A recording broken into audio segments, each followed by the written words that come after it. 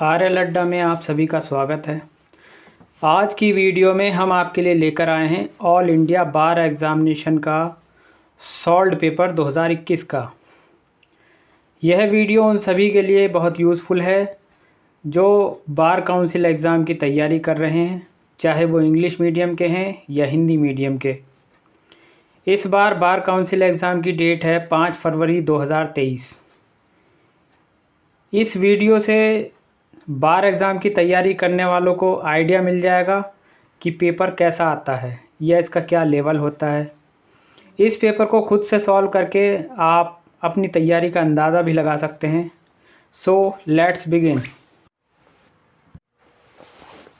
प्रश्न है, हिंदू विवाह अधिनियम 1955 उस याचिका की ब्लैंक स्पेस जिसमें वैवाहिक अधिकारों की बहाली का ऐसा फरमान दिखा के तलाक के फरमान के लिए अदालत में आवेदन देने के लिए पारित किया गया है कि फरमान के पारित होने के बाद 1 साल या इससे अधिक के समय के लिए विवाह के पक्षों के बीच वैवाहिक अधिकारों की कोई बहाली नहीं हुई है। इसके ऑप्शन हैं, किसी भी पक्ष को अनुमति नहीं देता, उस पक्ष को अनुमति नहीं देता जिसके खिलाफ, किसी भी पक्ष को अनुमति देता है उसके लिए, या किसी भी पक्ष से संबंधित किसी व्यक्ति को उसकी अनुमति देता है। इसका आंसर है सी, किसी भी पक्ष को अनुमति देता है उसके लिए। अगला प्रश्न है, बाल विवाह निषेध अधिनियम 2006 के तहत किया गया अपराध ब्लैंक स्पेस है। इसके ऑप्शन है संज्ञेय और जमानती, गैर संज्ञेय और गैर जमानती, संज्ञेय और गैर जमानती, असंज्ञेय और जमानती। इसका आंसर है संज्ञेय और गैर जमानती। अगला प्रश्न है, एक मध्यस्थता कार्यवाही है। इसके ऑप्शन है न्यायिक कार्यवाही, अर्ध न्यायिक कार्यवाही, प्रशासनिक कार्यवाही या इनमें से कोई भी नहीं। इसका आंसर है अर्ध न्यायिक कार्यवाही। अगला प्रश्न है, तदर्थ मध्यस्थता क्या है। इसके ऑप्शन है यह एक कार्यवाही है जो केवल उस विशिष्ट मामले के लिए बनाए गए नियमों के साथ पक्ष स्वयं ही करती है। कानून और नियमों सहित मध्यस्थता के सभी पहलुओं के संबंध में पक्षकार स्वयं अपनी व्यवस्था करती है। मध्यस्थता की मोहर, भाषा एवं दायरे और मुद्दे मध्यस्थता के माध्यम से हल किए जाते हैं, अथवा ABC। इसका आंसर है डी, यानी ये तीनों ही ऑप्शन बिल्कुल सही हैं। अगला प्रश्न है, निम्नलिखित में से सिविल प्रक्रिया की कौन सी धारा मध्य लाभ को परिभाषित करती है। ऑप्शन है धारा 24, धारा 214, धारा 26 या धारा 212। इसका आंसर है धारा 212। अगला प्रश्न है, सर्वोच्च न्यायालय द्वारा वर्गीकृत अनुमानों के कितने प्रकार हैं। इसके ऑप्शन हैं तथ्यों के अनुमान या अनुमेय अनुमान, सम्मोहक अनुमान या विधिक अनुमान, इसे खंडन योग्य अनुमान भी कहते हैं, कानून की अटल अनुमान या निर्णायक अनुमान, और उपरोक्त सभी। इसका आंसर है उपरोक्त सभी, क्योंकि ये तीनों ही अनुमानों के प्रकार हैं। अगला प्रश्न है, मेनका गांधी बनाम भारत संघ के केस में महत्वपूर्ण निर्णय क्या है। ऑप्शन है सुनवाई का अधिकार, अधिकारों का विभाजन, प्रत्यायोजित विधान या सबूत का नियम। इसका आंसर है सुनवाई का अधिकार। अगला प्रश्न है, अधिवक्ता अधिनियम 1961 कब लागू हुआ है? ऑप्शन है 19 मई 1961, 19 अप्रैल 1961, 1 मई 1961 या 19 जनवरी 1961। इसका आंसर है 19 मई 1961। अगला प्रश्न है, रोजगार के दौरान बस दुर्घटना में एक रेल कर्मचारी की मौत हो गई, उसके परिवार के सदस्य ब्लैंक स्पेस तहत मुआवजे का दावा कर सकते हैं।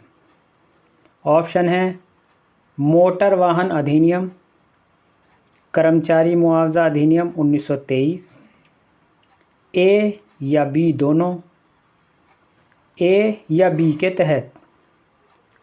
इसका आंसर है ए या बी के तहत।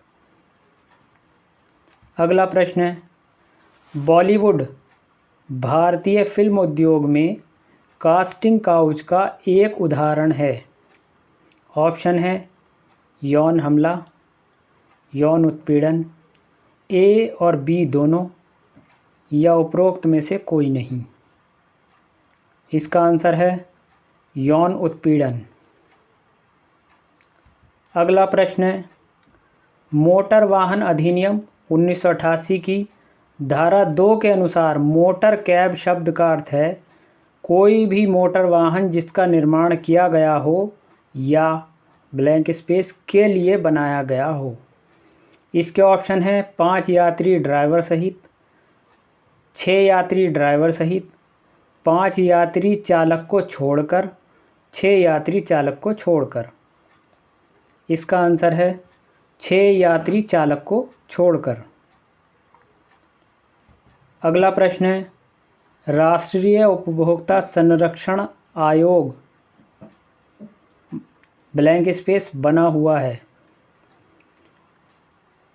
ऑप्शन है 7 सदस्यों से, 5 सदस्यों से, 8 सदस्यों से या 6 सदस्यों से। इसका आंसर है बी 5 सदस्यों से।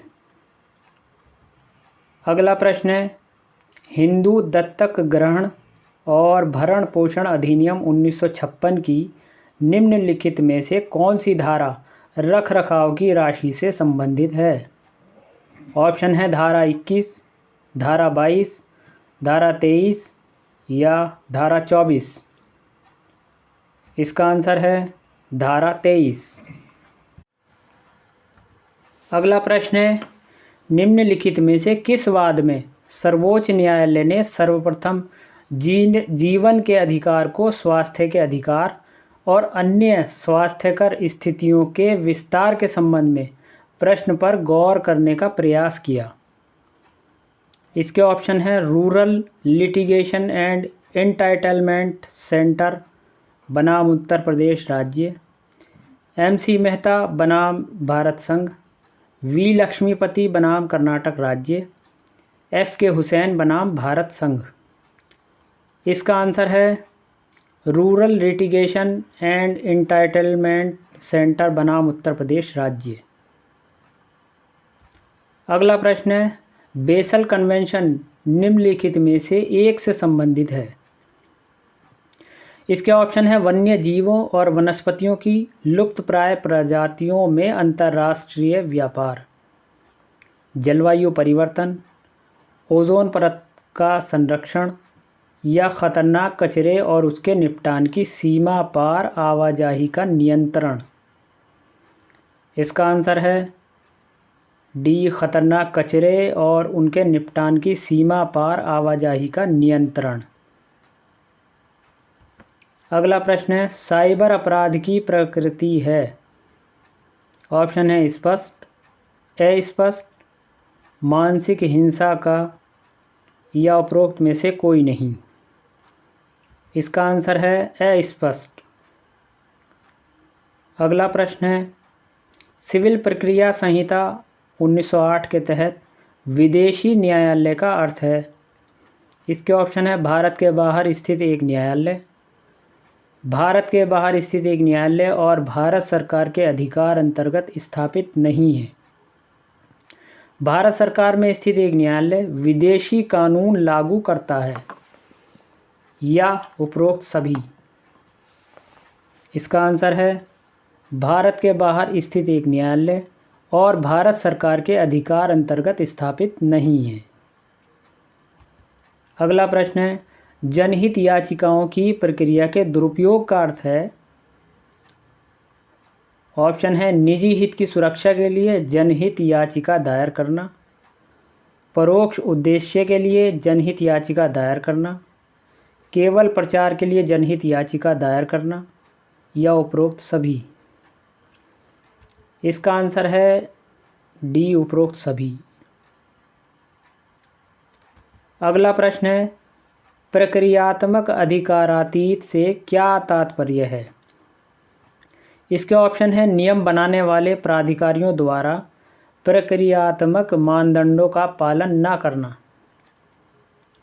यह नियम बनाने वाले प्राधिकारियों द्वारा सभी का पालन न करने के कारण नियम को अधिकारहीन बना सकता है और इसलिए शून्य हो जाता है। इसका तात्पर्य है कि कानून की प्रक्रिया में कमी, या ए और बी। इसका आंसर है डी, ए और बी। अगला प्रश्न है, रिकॉर्ड के सामने कानून की स्पष्ट त्रुटि का आधार किस रिट से जुड़ा है? ऑप्शन है क्यू वारंटो, मैंडमुस, हैबियस कॉर्पस या सर्टियोरियरी। इसका आंसर है सर्टियोरियरी। अगला प्रश्न है, सिविल प्रक्रिया संहिता के तहत गलत मिलान का पता लगाएं। धारा 5 राजस्व न्यायालय, धारा 7 प्रांतीय लघु वाद न्यायालय, धारा 9 न्यायालयों का आर्थिक क्षेत्राधिकार, धारा 8 प्रेसिडेंसी लघु वाद न्यायालय। इसका आंसर है धारा 9 न्यायालयों का आर्थिक क्षेत्राधिकार। ये इसमें सही मिलान नहीं है। अगला प्रश्न है, विशिष्ट राहत अधिनियम 1963 के अधीन मुकदमे के शीघ्र निस्तारण के लिए सीमा की अवधि कितनी है?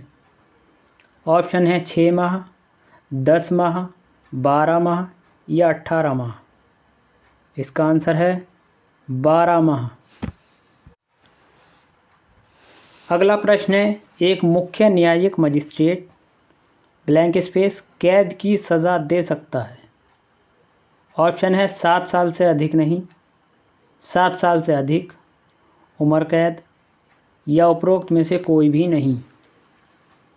इसका आंसर है 7 साल से अधिक नहीं।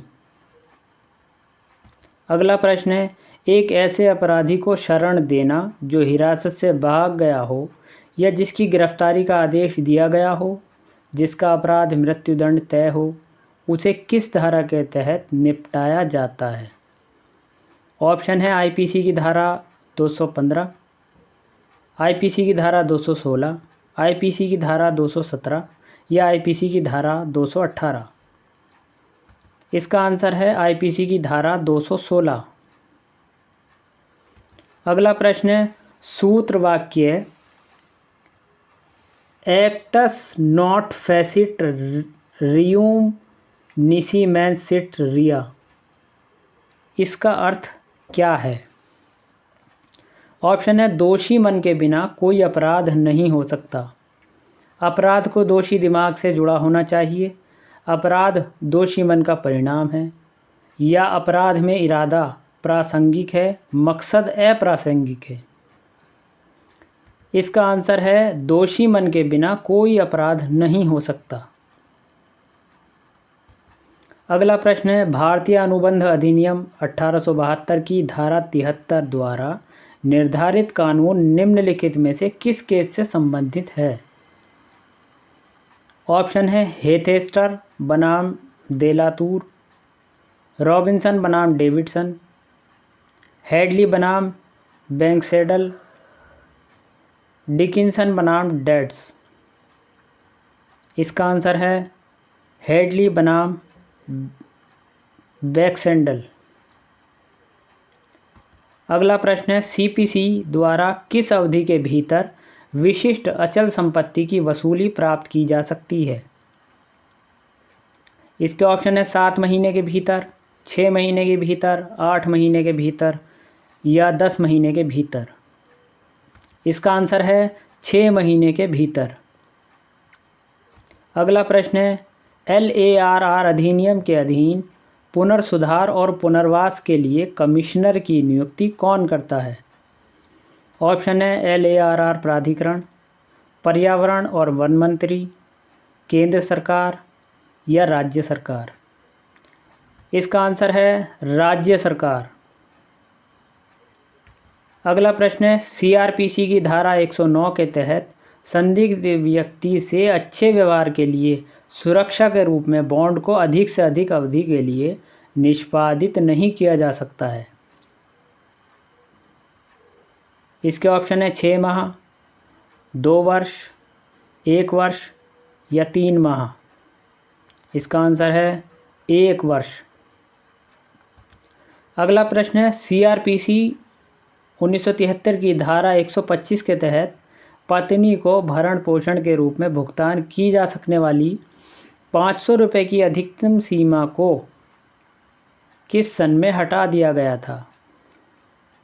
ऑप्शन है 1973, 1989, 2001 या 2007। इसका आंसर है 2001।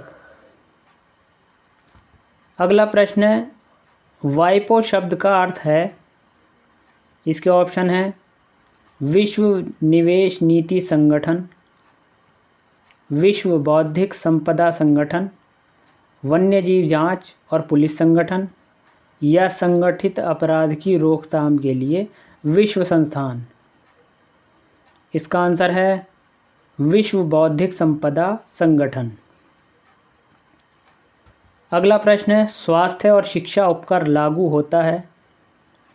ऑप्शन है सभी निर्धारिती पर, कंपनी के अतिरिक्त सभी निर्धारितियों पर, व्यक्ति / हिंदू अविभाजित परिवार या मात्र कंपनी पर।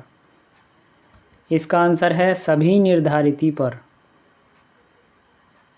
अगला प्रश्न है, संविदात्मक दायित्व बनता है जहां पर? इसके ऑप्शन है वहां सिर्फ प्रस्ताव और स्वीकृति है, वहां विधिक संबंध बनाने का आशय है, वहां एक पक्ष को हानि है या एक पक्ष की हानि अन्य पक्ष का लाभ है। इसका आंसर है वहां विधिक संबंध बनाने का आशय है। अगला प्रश्न है, CPC की धारा 10 के प्रावधान हैं? इसके ऑप्शन है निर्देशिका, अनिवार्य, कोई अनिवार्य नहीं या विवेकाधीन। इसका आंसर है निर्देशिका। अगला प्रश्न है, कंस्ट्रक्टिव रिस जुडिकाटा निम्नलिखित में से किसमें निहित है? इसके ऑप्शन है धारा 11 का स्पष्टीकरण 3rd, धारा 11 की स्पष्टीकरण 4th, धारा 11 की स्पष्टीकरण 6th या धारा 11 की स्पष्टीकरण 8th। इसका आंसर है धारा 11 की स्पष्टीकरण 4th। अगला प्रश्न है, दिल्ली उच्च न्यायालय के प्रसिद्ध उद्घोषणा जो भारतीय दंड संहिता की धारा 377 की संवैधानिक वैधता से संबंधित है, उच्चतम न्यायालय द्वारा पलट दिया गया है किसमें? इसका आंसर ऑप्शन है नलसा बनाम भारत संघ, नाज फाउंडेशन बनाम NCT की दिल्ली सरकार, शबनम हाशमी बनाम भारत संघ या सुरेश कौशल बनाम नाज फाउंडेशन। इसका आंसर है सुरेश कौशल बनाम नाज फाउंडेशन। अगला प्रश्न है, मध्यस्थता का संदर्भ मध्यस्थता और सुलह अधिनियम 1996 की किस धारा में दिया गया है? इसके ऑप्शन है धारा 7, धारा 8, धारा 9 या धारा 10। इसका आंसर है धारा 8। अगला प्रश्न है, मुख्य उत्तरवर्ती आचरण के तहत निम्नलिखित में से किस प्रकार का आचरण भौतिक होगा? ऑप्शन है जीवन का परिवर्तन, न्याय की चोरी, डर या कांपना या उपरोक्त सभी? इसका आंसर है उपरोक्त सभी। अगला प्रश्न है, भारतीय संविधान के अनुच्छेद 19 के तहत निवास की स्वतंत्रता निम्नलिखित में से किस दफ़ा में उपलब्ध है? इसके ऑप्शन है दफ़ा 1 ई, दफ़ा 1 डी, दफ़ा 1 बी या दफ़ा 1 सी। इसका आंसर है दफ़ा 1 ई। अगला प्रश्न है, साक्ष्य अधिनियम की किस धारा के तहत प्रवेश को परिभाषित किया गया है? 17, 16, 15 या 18? इसका आंसर है 17। अगला प्रश्न है, निम्नलिखित में से किस मामले में सर्वोच्च न्यायालय ने यह माना है कि जांच अधिकारी को जांच के रिकॉर्ड को संदर्भित करने की अनुमति दी जानी चाहिए? इसके ऑप्शन है कर्नाटक राज्य बनाम येरप्पा रेड्डी, मोहम्मद खालिद बनाम पश्चिम बंगाल राज्य, बाबूराम बनाम उत्तर प्रदेश राज्य, राजस्थान राज्य बनाम ओम प्रकाश। इसका आंसर है कर्नाटक राज्य बनाम येरप्पा रेड्डी। अगला प्रश्न है, यदि कोई पक्ष जिसने अभिवचन में संशोधन करने की अनुमति प्राप्त करने का आदेश प्राप्त किया हो, यह कितने दिनों के अंतर्गत उनमें संशोधन नहीं करता है तो उसे न्यायालय की अनुमति के बिना ऐसा करने की अनुमति नहीं दी जाएगी। यानी अगर उन दिनों के अंदर उसने संशोधन नहीं किया तो फिर न्यायालय की अनुमति के बगैर वो दोबारा उसमें संशोधन नहीं कर सकता। ऑप्शन है 15 दिन, 14 दिन, 20 दिन या 30 दिन। इसका आंसर है 14 दिन। अगला प्रश्न है, अधिवक्ताओं को कदाचार के लिए दंड अधिवक्ता अधिनियम 1961 की किस धारा के तहत दिया गया है? 30, 32, 35 या कोई नहीं? इसका आंसर है धारा 35। अगला प्रश्न है, पेशेवर लापरवाही का आरोप लगाने वाले केसों में अक्सर चिकित्सा पेशेवरों के खिलाफ आईपीसी पेशेवर लापरवाही की किस धारा के तहत आरोप लगाया जाता है? 303 ए, 304 ए, 302 या 305? इसका आंसर है 304 ए। अगला प्रश्न है, ए बी के आधिकारिक कार्यों में ए के पक्ष में करने के लिए इनाम के तौर पर एक लोक सेवक बी को रिश्वत की पेशकश करता है। बी रिश्वत स्वीकार करता है। इसके ऑप्शन हैं, ए ने आईपीसी की धारा 160 में परिभाषित अपराध का बढ़ावा दिया है। ए ने आईपीसी की धारा 161 में परिभाषित अपराध का बढ़ावा दिया है। ए ने आईपीसी की धारा 162 में परिभाषित अपराध का बढ़ावा दिया है। या ए ने आईपीसी की धारा 163 में परिभाषित अपराध का बढ़ावा दिया है। इसका आंसर है ए ने आईपीसी की धारा 161 में परिभाषित अपराध का बढ़ावा दिया है।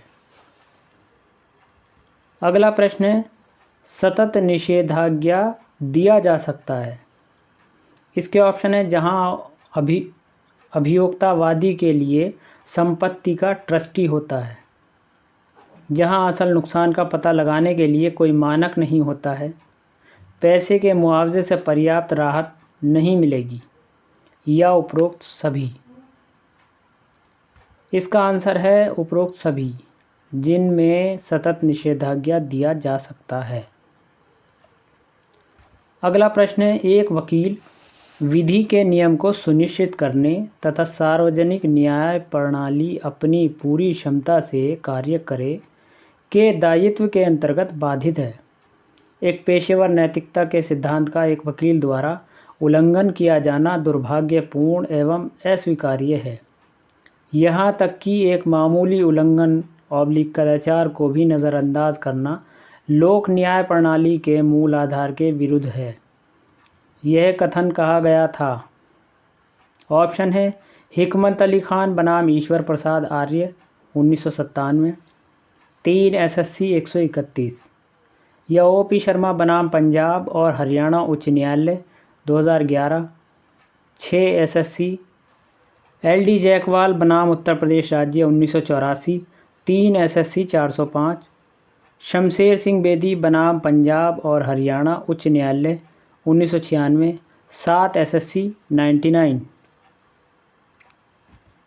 इसका आंसर है OP शर्मा बनाम पंजाब और हरियाणा उच्च न्यायालय 2011, 6 SSC 86।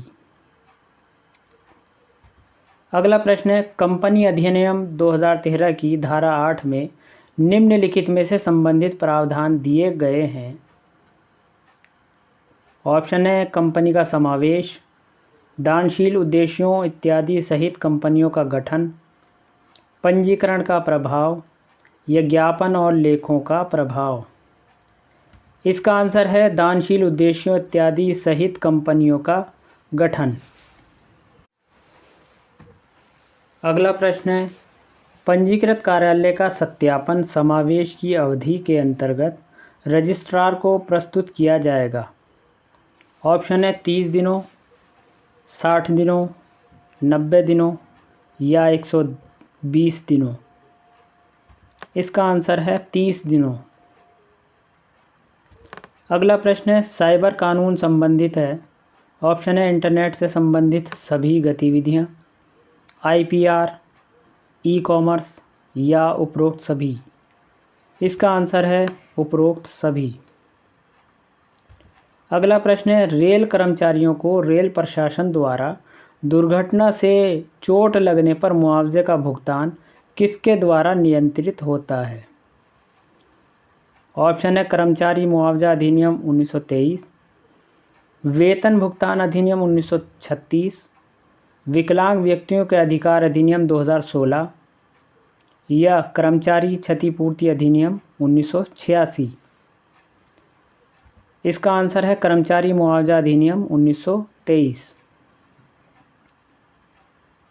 अगला प्रश्न है कर्मचारी मुआवजा अधिनियम 1923 के तहत देय मुआवजे की न्यूनतम राशि दुर्घटना के कारण कर्मचारी की स्थायी विकलांगता के मामले में रुपए है। ऑप्शन है रुपये 80,000, रुपये 90,000, रुपये 1,40,000 या रुपये 1,20,000। इसका आंसर है 1,40,000। अगला प्रश्न है एक कंपनी यह सुनिश्चित करना चाहती है कि कोई और उसके प्रतीक चिन्ह का उपयोग न कर सके।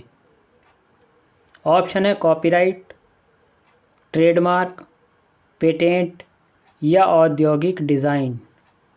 इसका आंसर है ट्रेडमार्क। अगला प्रश्न है मध्यस्थ और सुलह अधिनियम की धारा मध्यस्थ कार्यवाही के प्रारंभ होने के समय से संबंधित है। ऑप्शन है धारा 20, धारा 21, धारा 22 या इनमें से कोई नहीं। इसका आंसर है धारा 21। अगला प्रश्न है आपराधिक प्रक्रिया संहिता 1973 के तहत बलात्कार पीड़िता द्वारा दी जा रही बलात्कार की जानकारी को कौन दर्ज करेगा? इसके ऑप्शन है थाना प्रभारी अधिकारी, पुलिस उपाधीक्षक, अधिकारी जो सब इंस्पेक्टर के पद से नीचे का ना हो, या महिला पुलिस अधिकारी या कोई महिला अधिकारी। इसका आंसर है महिला पुलिस अधिकारी या कोई महिला अधिकारी। अगला प्रश्न है आपराधिक प्रक्रिया संहिता 1973 के प्रावधान के तहत ऑप्शन है सम्मन मौखिक हो सकता है, कॉरपोरेट संस्थाओं को सम्मन जारी नहीं किया जा सकता, सम्मन या तो पेश होने वाले के लिए होते हैं या किसी दस्तावेज वस्तु को प्रस्तुत करने के लिए होते हैं, या जिस व्यक्ति के नाम पर सम्मन किया गया है उसके न मिलने की स्थिति में नौकरों को सम्मन भेजा जा सकता है। इसका आंसर है सम्मन या तो पेश होने के लिए होते हैं या किसी दस्तावेज ऑब्लिक वस्तु को प्रस्तुत करने के लिए होते हैं। अगला प्रश्न है, प्रत्येक व्यक्ति जो संघ के अधीन सदस्य है या रक्षा सेवा में है या सिविल पद पर है, ब्लैंक स्पेस अवकाश के दौरान उस पद को धारण करता है। ऑप्शन है प्रधानमंत्री, राष्ट्रपति, मंत्री परिषद या ए और बी दोनों। इसका आंसर है राष्ट्रपति। अगला प्रश्न है, हिंदू विवाह अधिनियम 1955 के प्रयोजन के लिए निम्नलिखित में से कौन सा या से कथन सत्य असत्य हैं ऑब्लिक है। यह माना जाता है कि जो व्यक्ति धर्म से मुस्लिम, संथाल, ईसाई, यहूदी या पारसी नहीं होता है वह व्यक्ति हिंदू होता है। सेकंड है, लिंगायत उप संप्रदाय के संबंधित व्यक्ति को हिंदू माना जाता है। और थर्ड है, एक धर्मांतरित व्यक्ति जिसने दूसरे धर्म को अपना लिया है उसे वापस हिंदू धर्म अपनाने के लिए स्थानीय अनुष्ठान या रीति का पालन करने की आवश्यकता है। इसके ऑप्शन है कि केवल फर्स्ट असत्य है, फर्स्ट और सेकंड असत्य है, केवल थर्ड असत्य है या फर्स्ट और थर्ड असत्य है। इसका आंसर है सी, केवल थर्ड असत्य है। अगला प्रश्न है, सिविल प्रक्रिया संहिता की धारा ब्लैंक स्पेस के तहत न्यायालय के बाहर विवाद के निपटारे का प्रावधान किया गया है। ऑप्शन है 91, 89, 51 या 151। इसका आंसर है 89। अगला प्रश्न है, भारतीय साक्ष्य अधिनियम कब लागू हुआ। ऑप्शन है 6 अक्टूबर 1860, 1 मार्च 1974, 15 मार्च 1872 या 1 सितंबर 1872। इसका आंसर है 1 सितंबर 1872। अगला प्रश्न है, भारतीय संविधान के अनुच्छेद 315 के प्रावधानों के अनुसार एक लोक सेवा आयोग, फर्स्ट है एक लोक सेवा आयोग संघ के लिए तथा एक लोक सेवा आयोग प्रत्येक राज्यों के लिए। सेकंड है संघ के लिए लोक सेवा आयोग यदि किसी राज्य के राज्यपाल द्वारा अनुरोध किया जाता है तो राष्ट्रपति के अनुमोदन से राज्य की सभी या किसी भी आवश्यकता को पूरा करने के लिए सहमत हो सकता है। उपरोक्त में से कौन सा से कथन सत्य हैं या है। ऑप्शन है केवल फर्स्ट, केवल सेकंड, फर्स्ट और सेकंड या इनमें से कोई नहीं। इसका आंसर है फर्स्ट और सेकंड। अगला प्रश्न है, कोई भी निजी व्यक्ति किसी व्यक्ति को गिरफ्तार कर सकता है जो। ऑप्शन है उसकी उपस्थिति में गैर जमानती अपराध करता है, उसकी उपस्थिति में गैर जमानती अपराध और संज्ञेय अपराध करता है, उसकी उपस्थिति में शमनीय अपराध करता है या उसकी उपस्थिति में अपराध करता है या एक घोषित अपराधी है।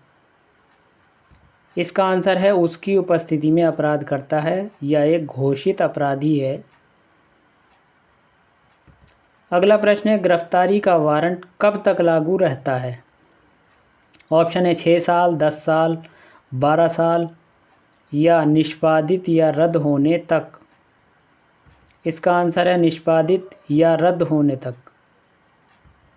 अगला प्रश्न है, आयकर अधिनियम की धारा 32 के अंतर्गत अतिरिक्त मूल्य ह्रास की दर होगी। ऑप्शन है 10%, 20%, 15% या 30%। इसका आंसर है 20%।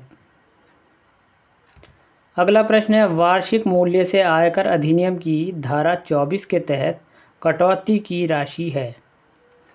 ऑप्शन है वार्षिक मूल्य का 1/2, वार्षिक मूल्य का 1/3, वार्षिक मूल्य का 3/10 या वार्षिक मूल्य का 17/10। इसका आंसर है वार्षिक मूल्य का 3/10।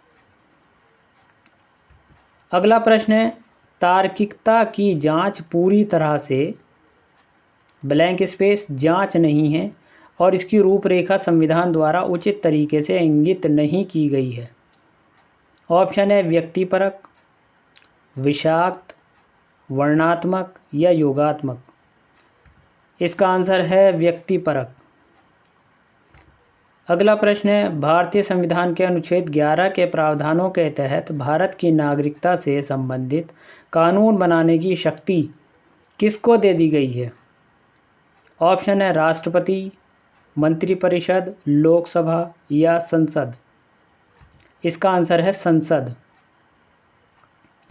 अगला प्रश्न है, सरकारी एजेंसियों के खिलाफ प्रोमिजरी एस्टॉपल का फैसला कहाँ किया गया है? ऑप्शन है ट्वीडल बनाम एटकिंसन, डटन बनाम पूले, पूर्णामी ऑल मिल्स बनाम केरल राज्य, केदारनाथ बनाम गौरी मोहम्मद। इसका आंसर है पूर्णामी ऑल मिल्स बनाम केरल राज्य। अगला प्रश्न है, अनुबंध की निराशा भारत अनुबंध अधिनियम की किस धारा द्वारा प्रदान की जाती है? ऑप्शन है धारा 73, धारा 70, धारा 2D या धारा 56। इसका आंसर है धारा 56। अगला प्रश्न है, कर्मचारी मुआवजा अधिनियम 1923 की अनुसूची सेकंड किससे संबंधित है? ऑप्शन है मुआवजे की राशि की गणना के लिए आयु कारक से, कर्मचारी की परिभाषा में शामिल व्यक्तियों की सूची से, व्यावसायिक रोगों की सूची से या स्थायी पूर्ण अक्षमता के परिणाम स्वरूप मानी गई चोटों की सूची से। इसका आंसर है कर्मचारी की परिभाषा में शामिल व्यक्तियों की सूची से। अगला प्रश्न है, प्रवेश के व्यापक तौर पर वर्गीकृत किया जा सकता है। ऑप्शन है न्यायिक, अतिरिक्त न्यायिक, ए या बी और बी दोनों। इसका आंसर है ए और बी दोनों। अगला प्रश्न है, भारतीय साक्ष्य अधिनियम की धारा 66 निर्धारित करता है। ऑप्शन है भारतीय साक्ष्य अधिनियम की धारा 65A के अंतर्गत द्वितीय साक्ष्य प्राप्त होने के पूर्व नोटिस को दिया जाना चाहिए। भारतीय साक्ष्य अधिनियम की धारा 65A के अंतर्गत द्वितीय साक्ष्य प्राप्त होने के पूर्व नोटिस को दिया जाना चाहिए। दस्तावेज प्रस्तुत करने की सूचना लिखित रूप में होनी चाहिए। दंड प्रक्रिया संहिता के आदेश 11 नियम 15 दस्तावेज प्रस्तुत करने के लिए नोटिस के प्रकार को निर्धारित करता है या उपरोक्त सभी। इसका आंसर है उपरोक्त सभी। अगला प्रश्न है, मैक्सिम रेस इप्सा लोक्यूटर का अर्थ है। ऑप्शन है वस्तु स्वयं बोलती है, जहाँ अधिकार है वहाँ उपचार है, जहाँ उपचार है वहाँ अधिकार है, या जहाँ कोई दोष नहीं है वहाँ कोई उपचार नहीं है। इसका आंसर है वस्तु स्वयं बोलती है। अगला प्रश्न है, आपराधिक कानून संशोधन अधिनियम 2013 को पारित करने वाली समिति की अध्यक्षता किसके द्वारा की गई थी? ऑप्शन है justice Dalveer Bhandari, justice Altamas Kabir, justice JS Verma या जस्टिस AS आनंद। इसका आंसर है जस्टिस JS वर्मा। अगला प्रश्न है, दंड प्रक्रिया संहिता की योजना के तहत असंज्ञेय अपराध है। ऑप्शन है सार्वजनिक गलतियाँ, निजी गलतियाँ, सार्वजनिक और निजी दोनों गलतियाँ या उपरोक्त में से कोई नहीं। इसका आंसर है निजी गलतियाँ। अगला प्रश्न है, मात्र ब्लैंक स्पेस के आधार पर किसी पुरुष या महिला के साथ भेदभाव अनुच्छेद 15(1) का उल्लंघन होगा। ऑप्शन है लिंग, मेहनताना, जन्म स्थान या धर्म। इसका आंसर है लिंग। अगला प्रश्न है, 22 जनवरी 1947 को संविधान सभा द्वारा अपनाया गया उद्देश्य प्रस्ताव किसके द्वारा तैयार किया गया था? ऑप्शन है Jawaharlal Nehru, doctor BR Ambedkar, doctor Rajendra Prasad या BN राव। इसका आंसर है जवाहरलाल नेहरू। अगला प्रश्न है संपत्ति के अधिकार को किसके कार्यकाल के दौरान मौलिक अधिकारों की सूची से रद्द कर दिया गया था? ऑप्शन है इंदिरा गांधी, चरण सिंह, राजीव गांधी या मोरारजी देसाई। इसका आंसर है मोरारजी देसाई। अगला प्रश्न है जब आरोपी कहता है मैं उस हिस्से को पेश करूंगा जो मैंने ऐसा और ऐसे लूट में प्राप्त किया था, भारतीय साक्ष्य अधिनियम की धारा 25 के संबंध में निम्नलिखित में से कौन सा स्वीकार्य नहीं है?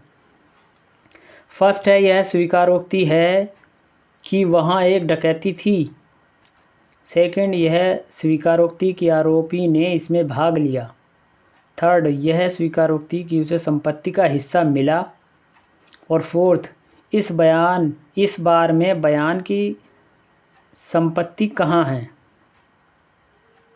ऑप्शन है फर्स्ट, सेकंड और थर्ड, थर्ड और फोर्थ, सेकंड, थर्ड और फोर्थ या उपरोक्त सभी। इसका आंसर है फर्स्ट, सेकंड और थर्ड, यानी शुरू के 3 बयान। अगला प्रश्न है कठोर दायित्व का नियम किस निर्णय पर आधारित है? ऑप्शन है डोनोगू ए बनाम स्टीवेंसन, होम्स बनाम एशफोर्ड, रॉयलैंड्स बनाम फ्लेचर या उपरोक्त में से कोई नहीं। इसका आंसर है रॉयलैंड्स बनाम फ्लेचर। अगला प्रश्न है अंतिम अवसर का सिद्धांत किस में निर्धारित किया गया था? ऑप्शन है डेविस बनाम मान, AP राज्य बनाम रंगन्ना, नगैंट बनाम स्मिथ, कलावती बनाम हिमाचल प्रदेश। इसका आंसर है डेविस बनाम मान। अगला प्रश्न है निम्नलिखित में से यह किस वाद में अवधारित किया गया था कि हिंदू दत्तक एवं भरण पोषण अधिनियम 1956 की धारा 25 के अंतर्गत प्रदत्त अधिकार किसी विपरीत संविदा की जगह ले लेंगे? तथ्य यह है कि डिक्री की तिथि से कोई अंतर नहीं पड़ेगा। ऑप्शन है सुरेंद्र बल बनाम सुप्पिया, मुकेश तेली बनाम भारती तेली, शेषी अम्मल बनाम थाऊ अम्मल या लक्ष्मी बनाम कृष्णा। इसका आंसर है शेषी अम्मल बनाम थाऊ अम्मल। अगला प्रश्न है आदेश 4 नियम 1 के तहत न्यायालय में किस तरह वाद प्रस्तुत किया जाता है? ऑप्शन है सिंगल कॉपी, डुप्लीकेट, ट्रिप्लीकेट या कोई निश्चित नियम नहीं। इसका आंसर है डुप्लीकेट। अगला प्रश्न है आदेश 21 नियम 22 के तहत नोटिस देने में चूक। ऑप्शन है निष्पादन को रद्द कर देती है, निष्पादन को अनियमित कर देती है, निष्पादन को शून्य करने योग्य कर देती है या निष्पादन को प्रभावित नहीं करेगी। इसका आंसर है निष्पादन को रद्द कर देती है। अगला प्रश्न है जहां किसी संबंधित व्यक्ति की आधिकारिक क्षमता में किए गए अधिनियम के लिए भारत संघ या राज्य के खिलाफ एक डिक्री पारित की जाती है, CPC की धारा 82 के तहत किसी भी ऐसे डिक्री पर निष्पादन जारी नहीं किया जाएगा जब तक कि यह डिक्री की अवधि के लिए असंतुष्ट ना हो। ऑप्शन है डिक्री की तारीख से 3 महीने तक, डिक्री की तारीख से 6 महीने तक, डिक्री की तारीख से 1 साल तक या डिक्री की तारीख से 2 साल तक। इसका आंसर है डिक्री की तारीख से 3 महीने तक। अगला प्रश्न है निम्नलिखित में से किस तारीख को हिंदू विवाह अधिनियम 1955 लागू हुआ है?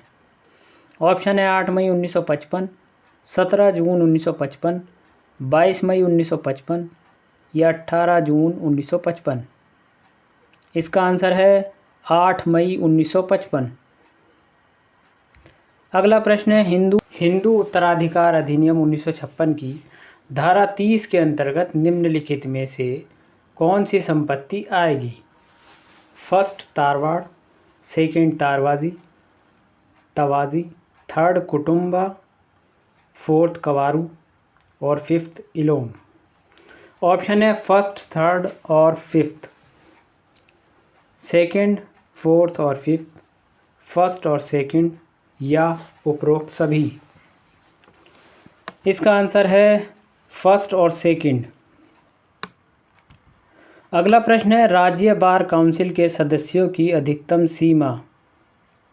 ऑप्शन है 15, 20, 25 या कोई नहीं। इसका आंसर है 25। अगला प्रश्न है, विशिष्ट राहत अधिनियम 1963 में शामिल है। ऑप्शन है 6 अध्याय और 40 धारा, 7 अध्याय और 42 धारा, 8 अध्याय और 43 धारा या 8 अध्याय और 44 धारा। इसका आंसर है डी, 8 अध्याय और 44 धारा।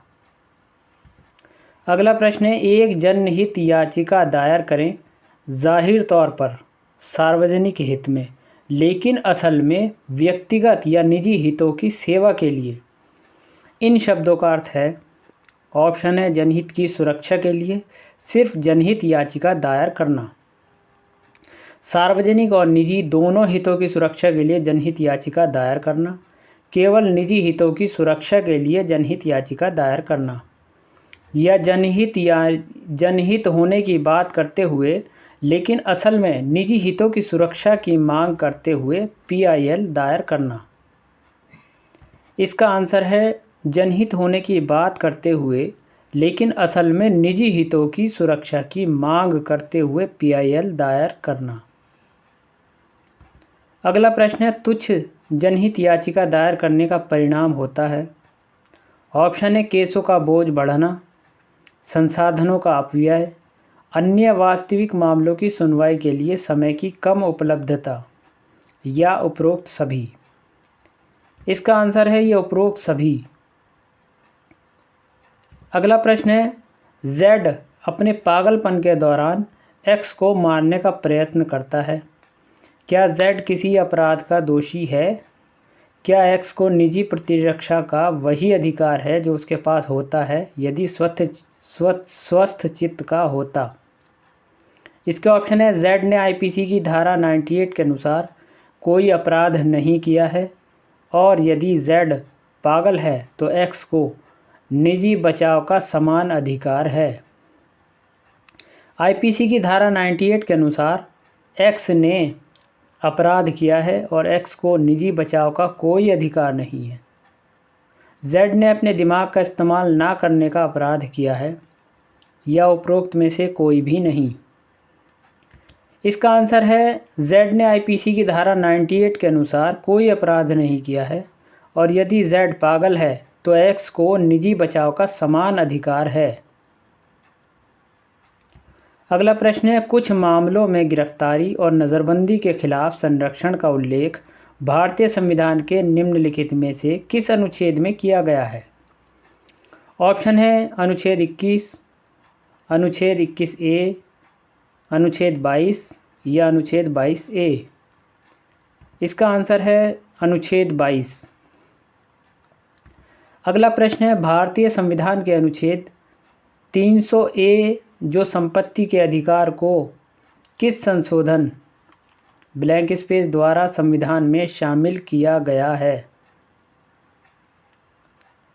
ऑप्शन है 44वां संशोधन अधिनियम, 42वां संशोधन अधिनियम, 40वां संशोधन अधिनियम या 51वां संशोधन अधिनियम। इसका आंसर है 44वां संशोधन अधिनियम। अगला प्रश्न है, मुस्लिम पर्सनल लॉ शरीयत अनुप्रयोग अधिनियम 1937 की निम्नलिखित में से किस धारा को मुस्लिम विवाह विघटन अधिनियम 1939 की धारा 6 द्वारा भंग या संशोधित किया गया है? ऑप्शन है धारा 4, धारा 5, धारा 6 या धारा 7। इसका आंसर है धारा 5। अगला प्रश्न है, भारतीय दंड संहिता की धारा 53 के अनुसार चोट शब्द किसी भी व्यक्ति को अविधिक रूप से हुई किसी भी तरह की हानि को दर्शाता है। ऑप्शन है शरीर, मन, प्रतिष्ठा या उपरोक्त सभी। इसका आंसर है उपरोक्त सभी। अगला प्रश्न है, निम्नलिखित में से कौन सा मामला आपराधिक प्रक्रिया संहिता 1973 की धारा 465 के तहत किया जा सकता है। ऑप्शन है CRPC की धारा 195 और 340 का पालन किए बिना शिकायत का मनोरंजन, एक मामले में लिए गए साक्ष्य को दूसरे साथी मामले में पढ़ना और फिर से लिखना, अभियुक्त की अनुपस्थिति में गवाह की जांच, या 235(2) का गैर अनुपालन। इसका आंसर है एक मामले में लिए गए साक्ष्य को दूसरे साथी मामले में पढ़ना और फिर से लिखना। अगला प्रश्न है, निम्नलिखित में से कौन सा कथन डे नोवा मुकदमा के लिए सही है। ऑप्शन है प्रक्रिया में चूक या अवैधता, भले ही यह वाद के मूल को प्रभावित न करे, डे नोवा मुकदमे का आधार बन सकता है। एक डे नोवा मुकदमे अंतिम उपाय होना चाहिए, अदालत मूल रूप से मामले की कोशिश कर रही है, डे नोवा ट्रायल का आदेश दे सकती है, या इनमें से कोई नहीं। इसका आंसर है एक डे नोवा मुकदमे अंतिम उपाय होना चाहिए। अगला प्रश्न है, सार्वजनिक निजी भागीदारी परियोजनाओं के लिए केंद्र सरकार द्वारा भूमि अधिग्रहण के मामले में LARR अधिनियम द्वारा कितने प्रभावित परिवारों की सहमति अनिवार्य है। ऑप्शन है 50%, 70%, 80% या 90%। इसका आंसर है 70%। अगला प्रश्न है, एक कंपनी जो एक घरेलू कंपनी नहीं है वह निम्नलिखित की दर से आयकर का भुगतान करेगी। ऑप्शन है 25%, 30%, 40% या 20%। इसका आंसर है 40%। ये है ऑल इंडिया बार एग्जामिनेशन 2021 का सॉल्व पेपर। इस सॉल्व पेपर की PDF हिंदी और इंग्लिश दोनों भाषाओं में अपलोड की गई है। लिंक डिस्क्रिप्शन में दिया गया है, आप वहां से उसे डाउनलोड कर सकते हैं। लास्ट 10 एग्ज़ाम की PDF भी हिंदी इंग्लिश दोनों भाषाओं में तैयार करी गई है। अगर आप लेना चाहते हैं तो हमें कॉल कर सकते हैं या व्हाट्सएप ग्रुप या टेलीग्राम ग्रुप उसमें बता सकते हैं। अगर आपको लगता है कि ये जानकारी आपके या आपके किसी मिलने वाले के काम आ सकती है तो हमारे चैनल को सब्सक्राइब करें और शेयर करें।